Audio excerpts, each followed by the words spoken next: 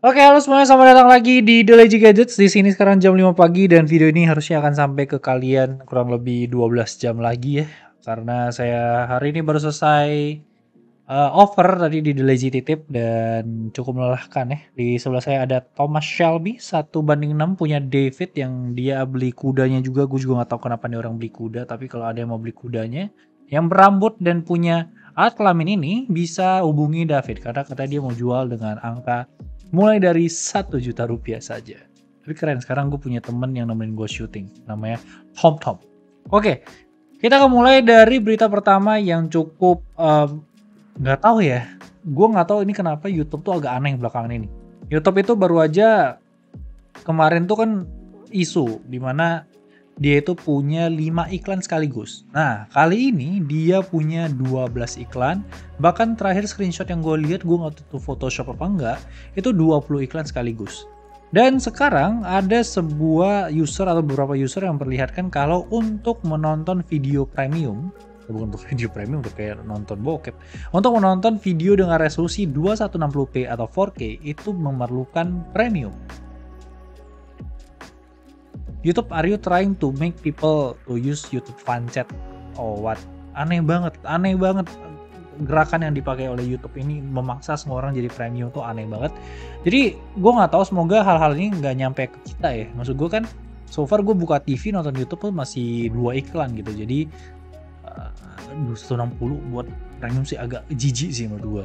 Kedua kita ngomongin, oh iya sorry banget, karena gue kan nyari berita cukup banyak di Twitter dan ternyata lagi banyak kasus antara Arema dan Persebaya.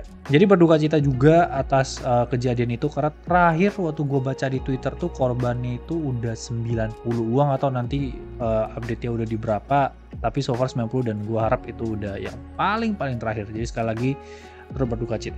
Oke, moving on, kita ngomongin Razer Edge 5G. Ini adalah sebuah handheld gaming dari Razer yang bekerja sama dengan Qualcomm dan juga Verizon. Ya gue gak tahu cara baca gimana, tapi Verizon tahu kan salah satu networking, iya, mobile data broadband di luar sana. Dan ini akan menjadi sebuah handheld yang seperti Steam Deck atau Switch atau portable gaming device atau seperti Logitech yang kemarin baru aja ngerilis. Jadi harusnya setelah perilisan Steam Deck ini ternyata cukup banyak brand-brand yang udah langsung bekerja untuk melakukan hal-hal seperti ini. Dan kalau kita ngomongin untuk si Razer Edge 5G ini, nanti untuk lebih jelasnya itu bakal dirilis atau diperlihatkan di 15 Oktober di RazerCon mendatang. Dan kalau kita ngomongin dari yang satu ini, dia itu sepertinya sangat berfokus dengan 5G-nya. Dimana 5G ini bisa digunakan untuk ngedownload game secara lokal dan juga untuk main cloud streaming. Jadi gua rasa kalau Razer memang merilis ini pun tidak ada kepedulian yang terlalu besar di Indonesia karena ya 5G kita juga sangat terbatas di area-area tertentu. Jadi buat apa juga? Ya kalau emang lu mau beli, lu fanboy Razer dan lu akan bermain lewat WiFi ya no problem. Tapi what's the point lu portable tapi nggak bisa 5G cloud streaming? By the way, Stadia baru ditutup. Dan ini sebenarnya kolaborasinya cukup menarik karena ini adalah 3 nama besar yang udah bekerja di dunia game, networking dan juga chipset. Jadi kalau Qualcomm, Verizon sama Razer bergabung, harusnya ini menarik. Tapi kita lihat nanti di tanggal 15 akan seperti apa. Lanjut, kita masuk ke satu isu yang lagi panas banget di internet ya, lebih panas dari Rizky Bilar dan Inaima ya. Di dunia tech sih lebih tepatnya, kalau non tech ya harusnya nggak tahu gitu. Samsung itu baru aja kena masalah yang cukup lumayan sih menurut gue.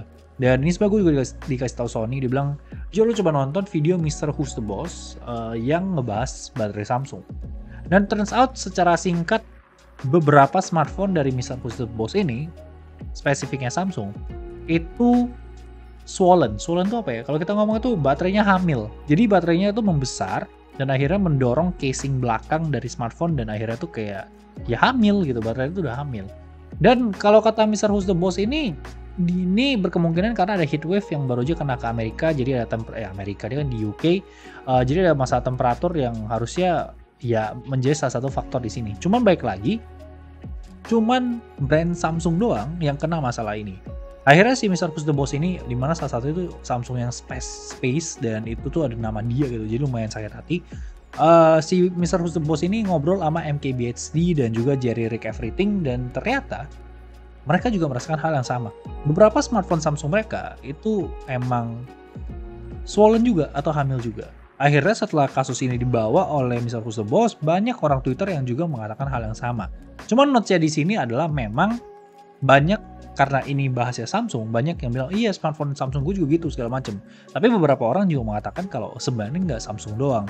Kayak beberapa ya emang ada brand-brand Android lain. Tapi mostly of them, karena mungkin highlight-nya memang lagi Samsung, jadi ya banyak yang speak up terkait Samsung terkait hal ini. Nah, so far sih kalau respons dari pihak Samsung di tanggal 29 terakhir di September itu cuma mengatakan kalau mereka itu aware sama isu ini dan meminta kalian kalau ada masalah seperti ini ya ke local customer service. Tapi so far ya baru itu. Jadi kalau kalian mau lihat update-nya bisa ke Twitter Mr. Who's the Boss, mungkin nanti bisa lihat update-nya. Nah, next setelah kita ngomongin Samsung, sekarang kita ngomongin S23. S23 ini leak-nya itu baru keluar untuk desainnya seperti biasa dari OnLeaks, di mana sejauh mata memandang S23 Ultra ini nggak punya perbedaan yang cukup signifikan dari sisi desainnya. Jadi kalau emang kalian mau sebuah smartphone yang desainnya berubah total, harusnya nggak ada di sini. Ice-Universe juga mengatakan kalau untuk tahun depan harusnya perbedaannya cuma di Snapdragon 8 Gen 2, terus layar yang lebih bagus dan juga ya kamera. Kalau dari urusan desain, ya mentok-mentok lebih ke arah bezelnya itu yang sedikit lebih tipis. Kalau kalian mau lihat detail seberapa beda bezelnya, kalau itu emang ngaruh ke lo untuk urusan 0,02 atau 0,03 mm, ya bisa lihat di Ice-Universe karena dia nge-breakdown. Nah, kita ngomongin dari S23 Ultra sendiri, ya so far baru yang tadi, dan juga kamera sendiri itu katanya bakal di 200 megapiksel dengan periskop masih di 10 dan juga optical tuh masih di 10 megapiksel. Jadi bisa 10 kali zoom dan 3 kali optical zoom. So far yang terlihat atau yang dirumorkan baru hal itu. Belum ada hal-hal baru atau gimmick-gimmick baru so far. Dan katanya Samsung sendiri juga bakal ngerilis S23 Ultra ini lebih cepat dibandingkan tahun lalu. Tahun lalu di Februari unpack, ini kemungkinan bakal di Januari, 2 atau 3 minggu lebih cepat dibandingkan tahun lalu. Dan katanya sih ini lebih untuk mempersempit gap untuk penjualan premium phone biar nggak semuanya disikat sama iPhone. Bahkan katanya Xiaomi 13 sendiri itu juga kemungkinan rilis di November. Dan tentu aja akan ngebawain Snapdragon 8 Gen 2. Dan untuk salah satu hal juga, kalau kalian emang peduli dengan fast charging, ini untuk Samsung ini di 3C atau sertifikasinya di China, itu terlihat masih 25 watt semua. Kecuali yang Ultra ya berkemungkinan harusnya sama kayak S22 Ultra di 45 watt. Makanya kata si Ice-Universe memang nggak punya perbedaan yang terlalu signifikan, kecuali ya chipset yang baru ya harusnya Samsung katanya turunin harga untuk si S23 Ultra ini. Tapi mungkin aja terjadi karena kita tahu Galaxy Z Fold juga makin lama makin turun karena sudah semakin mainstream, jadi lebih affordable hitungannya dibandingkan dia pertama kali rilis. Jadi kalau emang Samsung melakukan hal itu, kemungkinan salesnya itu akan lebih tinggi. Tapi kalau ada yang nanya kenapa Samsung tidak membuat fast charging saja, gue nggak tahu. Mungkin ada masalahnya sama baterai juga yang tadi gue bahas. Oke, next kita ngomongin lagi dari sisi Samsung. Kemarin juga bisa di acara Intel Innovation Day 2022.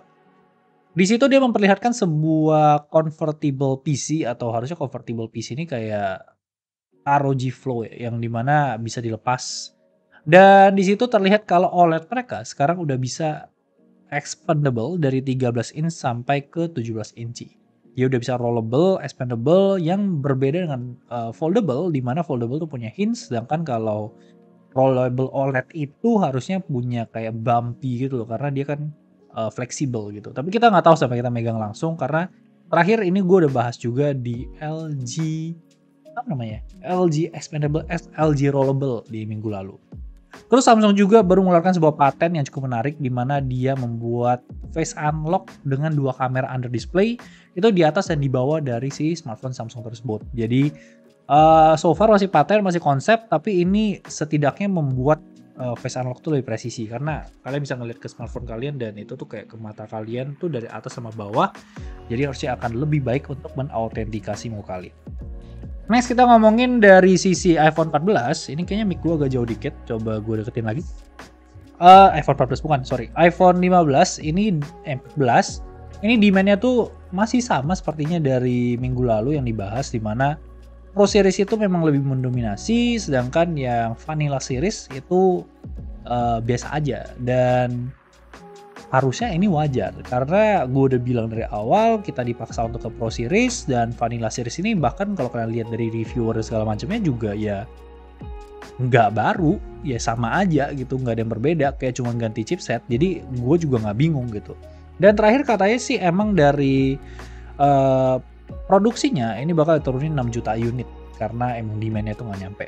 Lalu kalau kita ngomongin Apple di Oktober, itu kan rumornya memang ada acara lagi kan. Dan ternyata sih kata Mark Gurman, Apple di September kemarin tuh merupakan acara terakhir mereka. Jadi nggak akan ada lagi acara, sisanya bakal press release sampai next event mungkin di tahun depan, di mana press release ini isinya itu adalah 14 sama 16 inch MacBook Pro yang pakai M2 Pro dan M2 Max, dan juga iPad Pro baru dengan M2.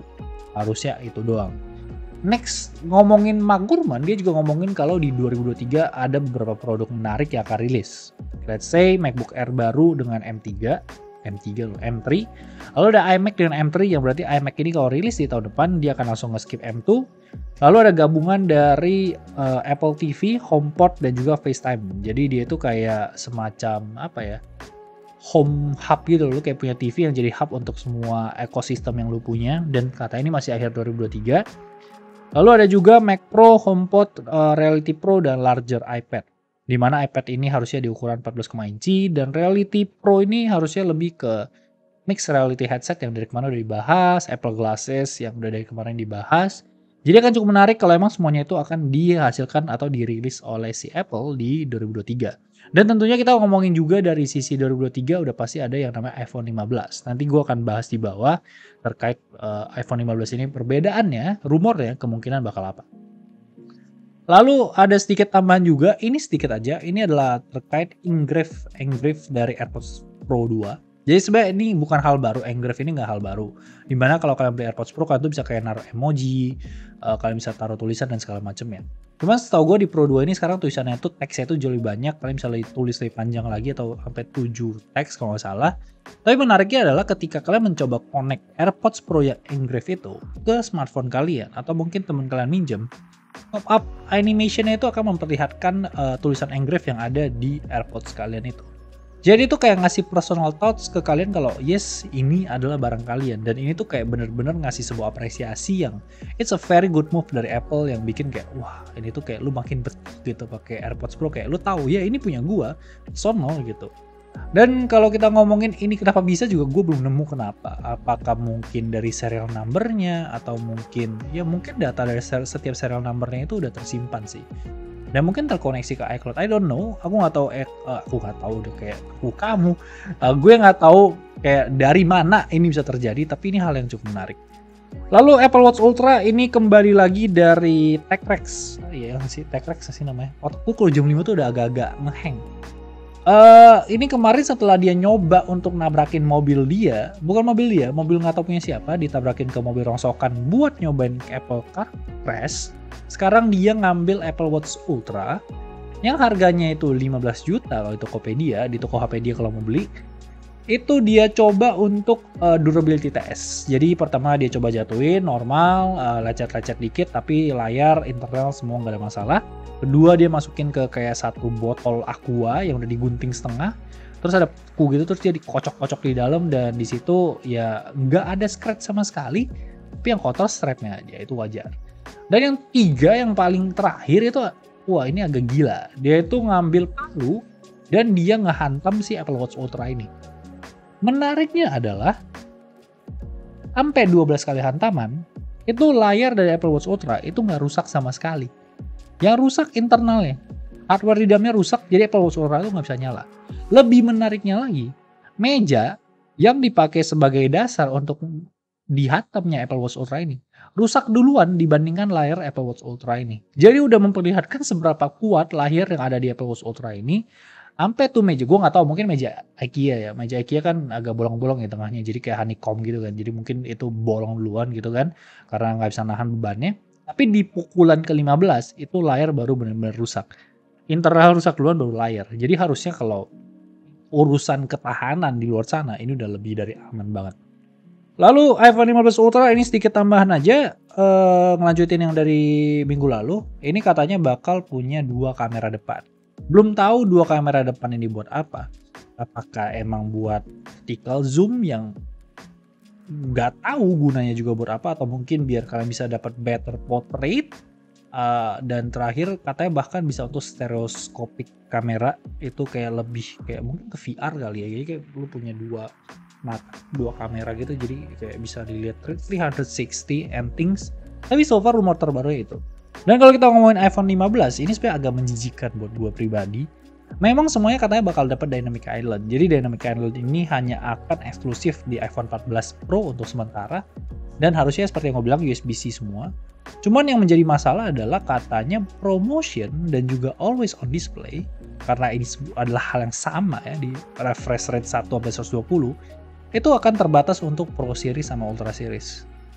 Jadi nanti di tahun 2023 ada kemungkinan iPhone 15 biasa dan iPhone 15 Plus sekali lagi di tahun 2023 ketika smartphone Android mid-range udah bisa nyentuh 120Hz 3-4 juta itu udah bisa. Dia masih 60Hz 2023 dengan harga yang berkemungkinan di minimal 15. Kalian makan tuh Apple.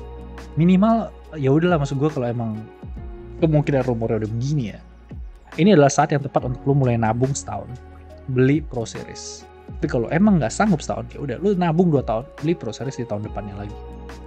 60Hz tuh agak aneh. Dan terakhir tambahan aja sebagai penutup, ini hal yang cukup menarik aja buat gue. Ternyata ukuran flash dari iPhone 14 Pro itu lebih gede dibandingkan ukuran kamera di iPhone pertama. Oke, that's it untuk minggu ini. Merchandise ini kemarin ada yang sempat nanyain, ini dari Desmet, The Great Cats of Kanagawa. Ini belum rilis, kemungkinan di akhir Oktober kalau semuanya berjalan lancar. Ditunggu aja. Ini untuk Summer Edition. Ini ada warna merah sama warna hitam. Kalau ini silahkan DM ke David Blumi. Sampai jumpa di minggu berikutnya. Bye-bye guys.